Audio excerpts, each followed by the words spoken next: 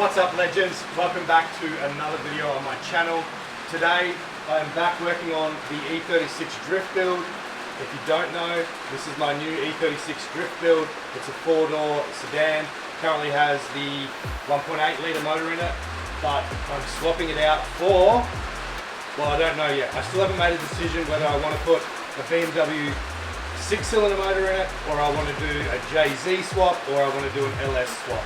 So, not sure yet. But what I want to do today is I want to pull the old motor out. That motor apparently has a blown head gasket. It never got hot when I was driving it around, but also it's a 4-cylinder. I don't want to drift a 4-cylinder. So as you can probably hear, it's raining quite heavily here. So you probably can't hear me that well. So I'm not going to do too much in-depth videos where I'm talking and guiding you through things. But what I'm going to do is I'm just going to do a few time lapses, and then I'm going to do some voiceovers over the top of the clips. So yeah, hope you enjoy, and enjoy. So I started by removing the airbox. So I undid the clips and then removed the hose clamp, removed the airflow meter, and then I worked on removing the lower section of the airbox. Then I started working on undoing the clips and removing the radiator, letting it drain out fully there. Then I started working on the bumper. I've never removed one of these, so I didn't know what I was doing. I don't think it came off that easy, to be honest. There was a few more screws and stuff like that. But I just didn't show that for some reason. And then I started working on pulling the bumper mounts off where they kind of bolt onto the chassis there.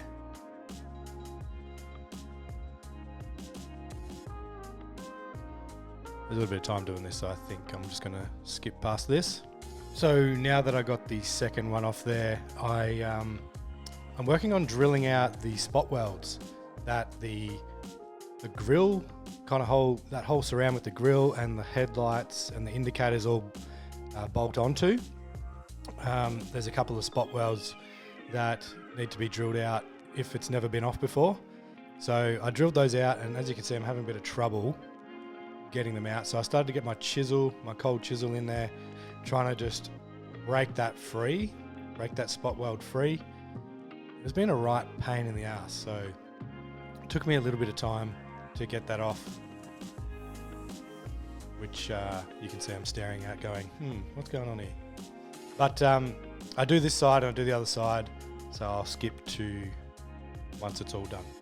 I had to get the bonnet latches out, but they were in behind here, under here, so I ended up popping off one bolt on the front headlight, loosening the other one, that way I could drag it through here. And now, looks like it's ready to come off. And as you can see, just removing that whole front grille section now. Alrighty, so it's a new day, as you saw on that last clip. Got the front clip off, and now I'm going to jack it up, put it on stands, and work on removing the engine. The reason I pulled the front clip off first is because when my jack goes under there's not enough room to pump the handle to jack it up. So now with it, with the front clip off, the bumper off and all that kind of stuff, I can now get underneath the subframe, and my handle has room to jack up and down. So that's what I'm going to do now. So I clearly didn't show you jacking the car up, but now I'm just removing the rear part of the exhaust. Oh no, I'm removing the whole exhaust in one section. And this is the underheat guard. So, starting on removing the engine by just loosening this coil back off the strut tower, laying it onto the engine, and then working on just removing diagnostic plug and other assorted wiring. Pretty bad angle here, so I'm probably just going to skip this bit. Then I started working on pulling the accelerator cable off. This was quite tricky. I don't know why, I can't remember why, but it was just very, very tricky.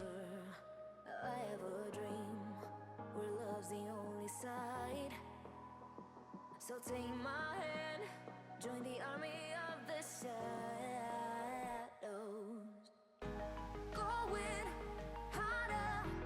Probably just going to skip this part too because the angle is woeful and you can't see much. Oh, got it.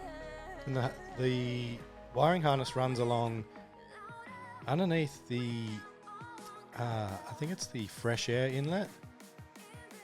So I'm working on dropping that down. Ooh, new camera angle, yay. Working on dropping that down because I wanted it to all come out with the engine as one. Now I'm working on pulling the ECU out. So I removed that kind of heat shield cover there. Undoing a few bolts here to removing another cover to gain access to the computer.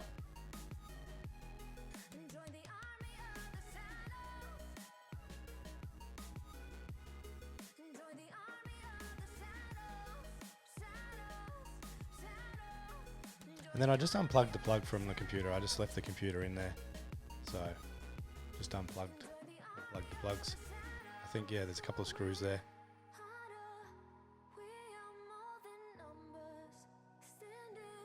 Or one screw maybe. It's a long time ago I did this, so I can't really remember.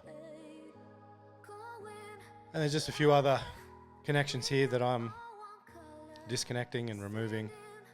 Can't really see because it's down there. The angle wasn't very good.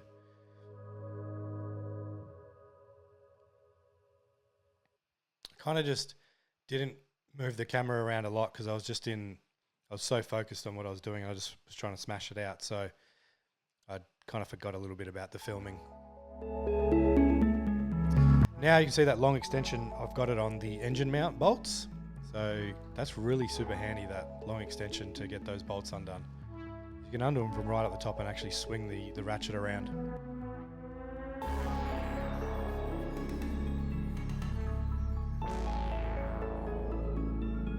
So as you saw, I just undid all the wiring loom, and you didn't see it on camera, but I disconnected the fuel lines, which are down there.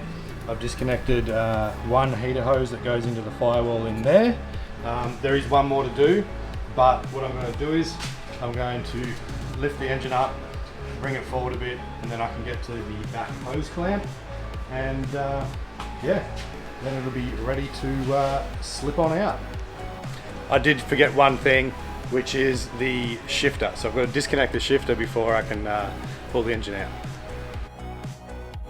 Alrighty, now time to pull the engine out. As you can see, I've got the engine crane on. Giving the old wiggle test and then going underneath to see why it's not moving at all.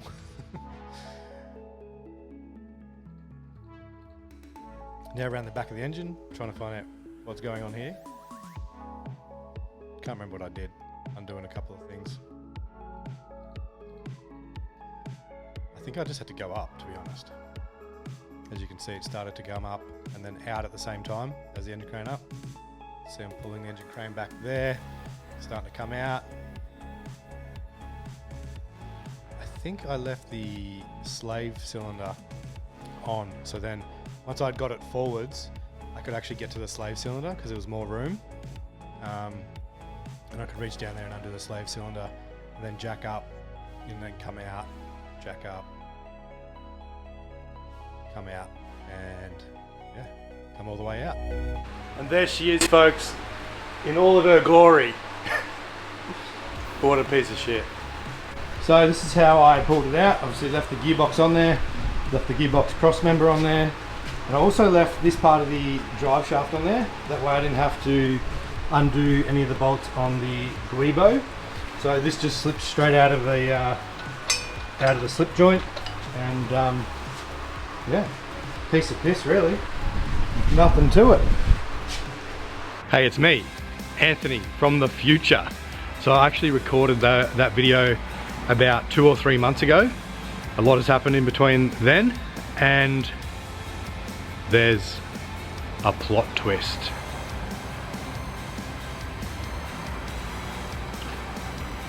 I have another E36. This one's a coupe. And you're gonna have to wait till the next video to find out what is happening. So make sure you like this video, subscribe to my channel so you can stay up to date with all the new videos, and drop a comment below if you enjoyed it. And and also, I bought this BMW X5 too. It's a 4.4 litre V8. So I've got 3 BMWs now. This is sick. I love this car so much. But anyway, maybe I'll feature that on the channel as well at some stage. Not sure what I'm going to do with it, but like this video if you enjoyed it, subscribe to my channel, stay up to date with everything that's going on, and thank you very much for watching. Have a great day.